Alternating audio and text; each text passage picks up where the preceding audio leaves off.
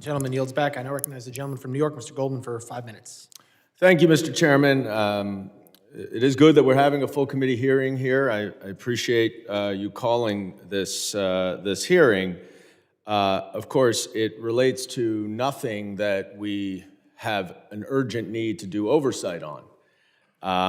We do not have Acting Director Lyons here when what we're seeing around the country is a mass secret agency dragnet using violence against American citizens and others. And it's bewildering to me because I know the chairman is a very good person. We work together on legislation. In fact, I'm optimistic we will pass the Zadroga Act together to make sure that 9/11 survivors have certainty and security in their health care. But I know that you and your colleagues cannot possibly be okay watching secret masked ICE agents barging into homes without a warrant, pulling American citizens out in their underwear, stopping American citizens on the streets and demanding their citizenship. And that, of course, is not even to mention the violence and Renee Good's murder, as well as everything else we're seeing. There is a urgent need to conduct oversight from this committee of the Department of Homeland Security.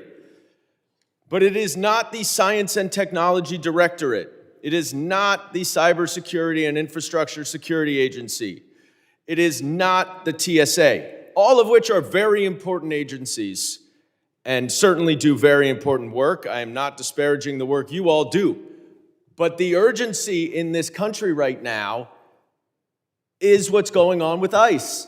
Why are we having a hearing with Department of Homeland Security officials who know nothing about ICE? We get such misinformation from this Department of Homeland Security. We're told, oh, it's the worst, it's the murderers, it's the rapists.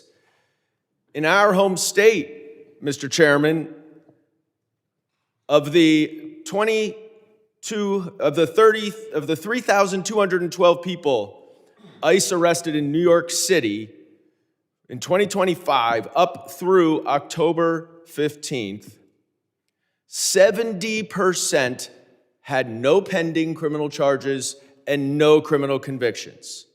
15% had pending criminal charges, which of course with due process would have to play out before they are removed. 15% were convicted criminals and 5% had serious felonies. That is not the worst of the worst. That is what we should be doing oversight of. But since we do have the TSA here, Ms. McNeill, I want to ask you about this new policy that my understanding is you have implemented, where the TSA rather, is providing information to ICE to assist them with the deportation effort. You're familiar with what I'm referring to? I am. And just to be clear, this was a new policy implemented under this administration, correct? It is not new policy to share information between the agencies of the Department of Homeland Security. Past administrations have shared information. No, that's not what I asked. Is it a new policy that the TSA sends identification information of all passengers to ICE so that they can check for potential deportation orders? That is not what is occurring. We don't send the information to ICE. We help ICE check against information. And yes, absolutely, we do that. And we are supporting the mission of our colleagues at the Department of Homeland Security. And that includes enforcement of immigration laws. And can I just because I have a little time, can I ask you,